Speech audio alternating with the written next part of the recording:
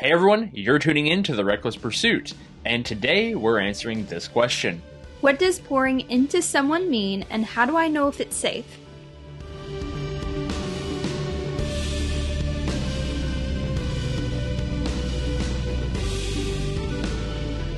Hey everyone, my name is Cody. And my name is Elaine. And you're tuned in to The Reckless Pursuit, and today we're answering the question about pouring into someone, and I gotta be honest, this is a topic that I have not thought about in a long time. This is like an old-timey churchism that I kind of forgot existed. Like, oh yeah, we just poured into so-and-so. Like, we're just, filling them up. Man, like, I have not thought about this in years. Like, even when I went to church, I don't even know that I thought about this ism all that much. But it is a question that was posed on a Reddit forum that we frequent, that we were actually featured on, called R Open Christian. So Reddit forum Open Christian.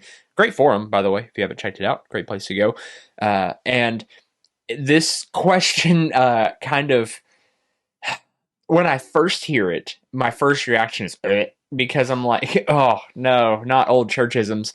But then, like, I think about it, I'm like, well, okay, so there's some good connotations to this, too. Like, this isn't just a bad thing, right? Like, we don't have to just hate every churchism because... Well, and it doesn't necessarily... Because I feel like when you first think about this word, and you can tell me if I'm wrong, your first thought is evangelizing to somebody, and, like pouring into is like, oh, I'm gonna, like, tell them the gospel. And that's not the exact same thing, though that's... can be in tandem with that, but that doesn't, pouring into somebody doesn't necessarily mean that you're preaching the gospel. You can be pouring into someone about scientific facts. Like, well, and to be really honest, I don't know that I've ever even heard it, like, at least in my experience, like, oh, I just poured into them, I've never really heard that as, like, evangelizing to someone. It's always been more of, like, someone was in need of something or, like, had questions about something and you kind of shared your heart. But we can talk a little bit about, like, what that at least means to us. And of course, this is always open for interpretation, guys. We want to hear what you have to say too. We'll drop where you can find us, of course, at the end if you don't already know. But, like, I don't want to just say, like, this is what this means, but I want to, how do I say this? Let me back up for just a second and kind of share this. You can choose on most things to look at things through whatever lens you choose to look at them through, right? I am sure many people have poured themselves out into someone else negatively. In anything you do, in any kind of, like, you can curse someone out, you can tell them to, like, screw off, kick rocks, go burn, like, that's pouring into someone. It's filling them full of battery acid, but you're pouring something into someone, as well as you can pour out love. So, to me, the phrase itself is less like it has some connotations religiously and like within the church of, like, oh yeah, like, typically that means you're sharing, like, God with someone, but not necessarily like evangelizing, like you were saying, like more like sharing your heart on what they're going through. Sometimes it can be abused. I have, like, seen someone, like, pouring out abusively. Maybe those words weren't exactly used, but, like, I've seen someone, like, pouring out, like, you just need to get right with the Lord in this instant, like, and used it as kind of a gaslighting technique. But I've also seen people pour out their heart in beautiful ways, and, like, let me just share, like, man, like, God loves you despite the problems that you face, despite the mistakes you've made, and, like, those don't define you, like, new creation, new birth, like, pouring out to fill up. And I want to read a couple Bible verses that just, talk about pouring, that, just to kind of give a little bit of context, but, you have Acts 2:17, and it shall be in the last days, God says, that I will pour forth of my spirit on all mankind, and your sons and your daughters shall prophesy, and your young men shall see visions, your old men shall see dreams. Anyway, God's saying, like, his spirit is poured out across everyone. It's no longer, behind a paywall, behind a closed door. God's spirit is poured out on all people. All. That's what it says. All means y'all, or y'all means all. Does in it? the South. That's Okay. what they always say. I'm pretty sure I saw a sign the other day in Little Rock that said, I was about to say, I don't know who. y'all means all. That's cute. But I've never heard that. Yeah. Yeah, I So, saw it on the sign. I don't know. I guess I'm not part of those people that say that. Maybe I should join them. Anyway. God says that I will pour forth my spirit on all mankind. Okay. Psalm 62:8. Is this one of those I wanted to read? Yeah. So this is like in reverse, right? Trust in him, capital H being, God. At all times, O people, pour out your heart before him. God is a refuge for us. So even that is like, so it's saying, I love this because there's like, it's Psalms and Acts. And to me, I have Psalms and Acts as like polar opposites in the Bible. I don't know if that's true. I don't really get, they're not really true. Acts is about the beginning of the church. Psalms is like a book of poems and stuff. But I love that like one is like God is pouring, or really if you want to start it the other way, Psalms is first. It's like pour out your heart to God and he pours out his heart across all mankind. It's like this one collective pool where we can all go and drink from, thirst no more, living water, like all of that. There is another one, if I can find it on my phone, that I screenshot. Luke 6:38. Give and it will be given to you, a good measure, pressed down, shaken together, running over, will be poured into your lap. For with the measure you use, it will be measured to you. So that's kind of the same thing, right? You pour out, God pours back, others pour in. It's a mutual and constant, and like I guess like trading of experiences in life. And to me, that's the beauty of pouring. If you can frame it through that mindset, you're not just like imparting wisdom. You're not just like sharing thoughts and opinions. To pour into someone is to expect to be poured back into from them. It's an exchange, right? It is a swapping. It is kind of a mutual stirring of like combining waters. Like, you're mixing together. To me, it is an intimate thing where not only are you in this moment, we're taking from your abundance to give to someone's lack, knowing that that same abundance is going to come to you elsewhere. And it's kind of like if you think of like Holy Spirit, if you think about like spirit and life and all that, is kind of like a water flowing, or all these streams flowing into one lake or into one ocean. It's all of our streams flowing into this one thing, knowing that sooner or later it's going to go up, come down as rain, and feed back in. It's a perpetual cycle almost. To me, whenever I think of pouring into somebody, I have I agree with everything you were saying and like completely comprehend and understand what you were saying. But the way I take it is I view that almost as as our marriage, because we're constantly pouring our heart back into each other. I'm pouring my heart of like, this is what's been on my heart. This is what's been on my mind. This is what's bothering me. This is what's bringing me joy, all of it. And I've kind of sometimes word vomit, into you and vice versa. And I feel like the other question of, is it safe to pour into people? Can we use the phrase word pour, not word vomit into someone? Because I don't like the idea of you vomiting into me. Word pour. But I have no idea what I was going to say after you said that. Sorry. That happens all the time. Guard. You always say something cheesy and then it just caught me off guard. You were talking about goes into the safe, is it safe aspect. So is it safe to pour into someone? Okay, so I would say that it's safe to pour into you because we have a healthy marriage. We have a stable marriage. I've never felt unsafe in our marriage or in our household. And so I feel mutually, you feel the same way. I assume mutually you feel the same way, that we are a safe place. We're a safe marriage, and that we are able to pour even, I feel like, some of our darkest thoughts and our darkest feelings, like not necessarily like being like dark to each other, but sharing like, hey, this is who I am. And I feel like in a healthy and stable, safe relationship, it doesn't even have to be marriage, it can be a friendship even. But in a healthy relationship, then I feel like it's safe to do so.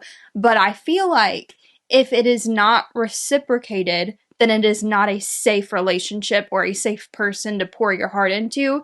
Because if you pour your heart into somebody, say, I love you, or here is like my heart for you, here's my passion, or here is, I want to be honest and vulnerable with you, but that person in turn can't be vulnerable, can't be honest with you, or they can be honest with you and it is not the same like energy, wavelength flow. I could be pouring love into somebody, but if they're pouring hatred back into me, that is not a safe person to pour into. That's not a safe time to be pouring into somebody. Well, and to flip that script also, who you receive from, right? Like the same thing exactly applies to whom you receive from. And the thing we have to be careful, I was going to say bad, but that's not the correct word. The thing we have to be careful of is typically when we are in a state of needing to receive, it is when you're thirsty, the ocean water looks delicious, but it's toxic and will dry you out even more because it's salty, right? So you have to be able to try to rein in and find the proper water source. If that, going with the analogy here, the pouring in, pouring out, all kind of analogy, you have to find the safe water source because all water looks good when you're thirsty and it puts you in a vulnerable state.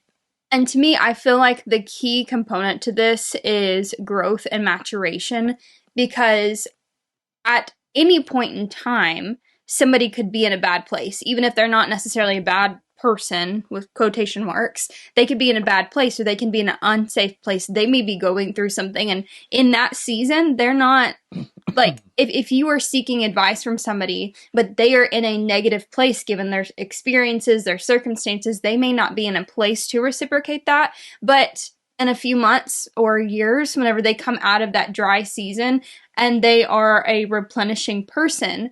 And I think it is very important to distinguish that sometimes we are the toxic person, sure, or sometimes we are in an unhealthy, unsafe, we are unhealthy and we are unsafe. And I feel like that's depending on the topic, depending on the season we're in, depending on our experiences. If we are in a very stressful environment, stressful season, whether it's at home or your job or both, there's so many negative things going on. Like whenever I think of 2018 was a really hard year for us. And at that point in time, I was not necessarily a safe person for somebody else to come pour their heart with me, share their vulnerabilities, because I was not in a place to give, to reciprocate positivity, because I was going through my own stuff. That doesn't make me a bad person. That doesn't necessarily make me an unsafe, unhealthy person. But in that season, I was not the person to be, uplifting and positive, because I was not in a safe place. Well, and that kind of plays into trying to watch your seasons, trying to watch and feel the waters out, test the waters on occasion, right? Like, don't just go into things blindly. And kind of just running off of the analogy, because I like doing that. Rainy seasons stir up muck, Think about a lake, how they always turn brown and murky after a heavy rain, because it causes turbulence in the water. And it's excited, not in a good way a lot of times, but you know what I mean? Like, it excites the water, it moves it, it stirs up the dust and the dirt that is settled, but that also gives it a chance to filter that out. And so when we are in that season of needing to be replenished with fresh, clean, whatever that is, wherever we, however that comes about, try and, it's hard, but like try to filter, like realize some of that filtering through, like your emotions aren't bad. I guess that's what I'm trying to say. Like, if you are in that season of not needing to be the person to pour out, like you realize that there's some bitterness, you realize some of that, like, don't beat yourself up about it, because that stagnates you. That builds the dam and traps it in. You have to let the water flow. I think I've used this analogy before, actually. You have to let the clean water flow in and realize that, like, it's natural. That's part of the filtration process, part of growing. If you want to, like, get rid of that analogy for saying go to something that's a little more tangible and at home. Part of growing is realizing that not every negative thing that comes up in your mind, in your heart, in your body is bad as much as it is good that you're able to now filter it through. Becoming aware of our hurts, our pains, our mistakes, our problems, or just things that cause us grief is not a bad thing, as long as we allow that awareness to then sift through and try to help us grow and become healthy. I'll let you close it out. I also want to make a clear distinction of the difference between pouring your heart into somebody versus giving unwarranted advice. Because I feel like a lot of times we feel or we think or we portray it as we're pouring our hearts out to somebody and they're just not listening. But sometimes, like, it comes across as unwarranted advice. That person didn't seek your counsel. That person didn't seek your opinion. And a lot of times that can hurt relationships because you think what's best for this person, and it's not always what's best for that person. And I just want to make a clear distinction that pouring your heart out to somebody and giving unsolicited, unwarranted advice is not necessarily the same thing. And to close out with that analogy, sorry, do you have something else you want to say? Okay, to close out with that analogy, a lot of times when people have a bunch of dirty water they're trying to get rid of, it's real easy to dump it into the empty vessel. It's real easy to come by someone who needs a good filling and just dump some crap in there to get it off of someone else's shoulders, like pass the buck, if you will. So you do have to be careful of that. So to be poured into or to pour into someone else isn't necessarily a bad thing, but it just needs to be filtered with love. Yeah. Like all things. Yeah. So thank you to the Open Christian Reddit forum for supplying that question. Of course, you can find us over there, but more specifically, you can find us at NOMADS, a safe community for Christians to ask unsafe questions on Facebook. You can find us on Instagram and on TikTok, and I can never get which one is correct. Instagram is _TRP podcast. Yes. And then TikTok is The Reckless Pursuit. One day, we're going to get that name back. Anyway, that's where you can find us, and it popped up on the screen if you're watching. You can find us on YouTube. You can find us on YouTube. That's there. You know where to find that information for that. We love you guys. Be brave. Be bold. And be reckless. We'll talk soon.